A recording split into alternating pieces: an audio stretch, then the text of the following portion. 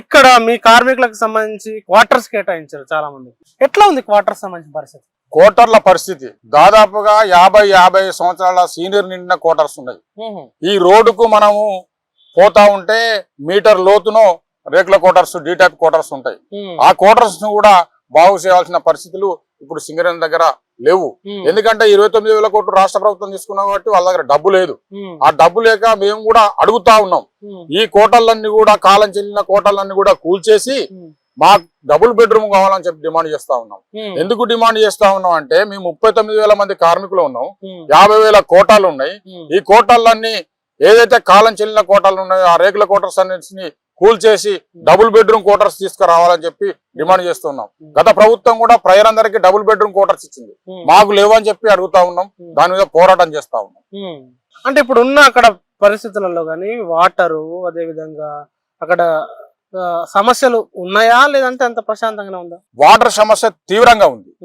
తీవ్రంగా అంటే ఎంత తీవ్రంగా అంటే పొల్యూషన్ బోర్డు వాళ్ళు గోదావరిని, మా పక్కనే గోదావరి ఉంటది, పొల్యూషన్ బోర్డు వాళ్ళు గోదావరికి వచ్చేసి దాన్నంతా మేము స్టేట్మెంట్లు చూసేసి వచ్చేసి ఈ స్నానానికి కూడా పనికిరావు, తాగడానికి అసలే పనికిరావు అని చెప్పినప్పటికీ ఈ చుట్టుపక్కల ఉన్న ఏదైతే సింగరేణిలో కార్మికులు పనిచేయకుండా ఉన్నారో, సంతిళ్ళు ఉన్నాయో వాళ్ళందరికీ మిషన్ భగీరథ వాటర్ వస్తుంది.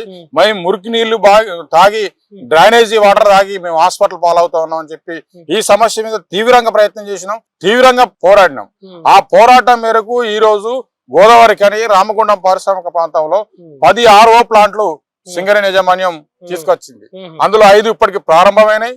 ఇంకా గ్రాడ్యుటీ ఫిల్టర్ బెడ్ అంటే మిషన్ భగీరథ లెక్క మనకు కూడా ఒక ప్లాంట్ కావాలని చెప్పి డిమాండ్ చేసినాం. దాని మీద 20 కోట్లు మేము ఫైట్ చేసినాం. దాని మీద 20 కోట్ల రూపాయలు శాంక్షన్ చేసింది కంపెనీ. దానికి కూడా ఈ 39,000 కోట్లకి వెళ్ళి దానికి కూడా డబ్బులు ఇవ్వబట్టి ఆ టెండర్ అవార్డు ఆగిపోయిన పరిస్థితి ఉంది. అందుకనే స్వచ్ఛమైన నీరు కార్మికులు అందించడం కోసమే ఈ రోజు సిఐటి పనిచేస్తా ఉంది. ఇంకా ఆ పని ప్రదేశంలో ఎట్లాంటి ఇబ్బందులు ఉన్నాయా లేకపోతే మీరు ఏమైనా పోరాటాలు చేసిరా? ఏంటి పరిస్థితి? పని ప్రదేశాలకు సంబంధించిన లోకల్ సమస్యల మీద తీవ్రమైన కృషి చేసినాం. ఏమేం చేశారు? తీవ్రమైన కృషి అంటే ఇప్పుడు సైకిల్ షెడ్లు గాని, ఏది ఇప్పుడు కార్లు, అందరు కార్లు కూడా కొనుక్కుంటా ఉన్నారు కార్మికులు, సైకిల్ షెడ్లు లేవు, క్యాంటీన్ వ్యవస్థ బాగాలేదు. అలాగే యాక్టింగ్ సమస్యలు, యాక్టింగ్ అంటే కార్మికులు ఏదైనా డిజిగ్నేషన్ వేజ్ గా యాక్టింగ్ పోతే యాక్టింగ్లలో కూడా టీబీజీకేఎస్ నాయకులు వాళ్ళకు అనుకూలమైన మనసులను మలుసుకొని యాక్టింగ్లు ఇప్పించి ప్రమోషన్లు ఇప్పించిన పరిస్థితుల మీద కొట్లాడినాం. న్యాయంగా ఎవరైతే పనిచేస్తారో వాళ్లకు ఆ ప్రమోషన్ రావాలని చెప్పి కూడా కొట్లాడినాం. అట్లాగే నాణ్యమైన టూల్స్ ఇప్పుడు టెక్నీషియన్స్, పెద్ద హెవీ మిషనరీస్ ఇప్పుడు సింగరేణిలో వచ్చింది. ఇప్పుడు ఉదాహరణకు చూసుకుంటే జీడీకి 11 లైన్ లో కంటిన్యూస్ మేరర్ వచ్చింది. దానికి సంబంధించిన టెక్నీషియన్స్ ట్రైనింగ్ లో ఉన్నారు. వాళ్ళకి సంబంధించిన టూల్స్ ఇవ్వడంలో కూడా ఈ రోజు మేనేజ్మెంట్ విఫలమైన పరిస్థితి ఉంది. ఆ టూల్స్ కూడా అన్ని అరిగిపోయిన దాంతో ఈరోజు టెక్నీషియన్లు, ఫిట్టర్లు కానీ, ఎలక్ట్రీషియన్లు కానీ చేస్తున్న పరిస్థితి ఉంది.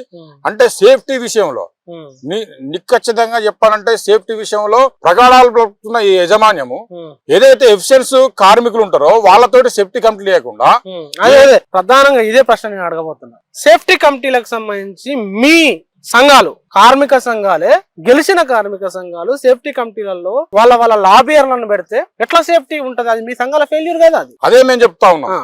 అదే ఇవాళ సిఐటియు ఏం చెప్తా ఉన్నానంటే, సిఐటియు చెప్పేది సీనియర్ కార్మికులతోటి, అనుభవజ్ఞానమైన కార్మికులతోటి, ఒక కోల్ కట్టర్ ఉన్నాడు, ఒక ఫిట్టర్ ఉన్నాడు, ఒక ఎలక్ట్రీషియన్ ఉన్నాడు, ఒక సర్దార్ ఉన్నాడు, ఒక ఓర్మేన్ ఉన్నాడు, ఇట్లా ఈ రకరకాల డిజిగ్నేషన్ల తోటి ఒక జనరల్ మజూర్ ఉన్నాడు, ఒక టెండాల్ ఉన్నాడు.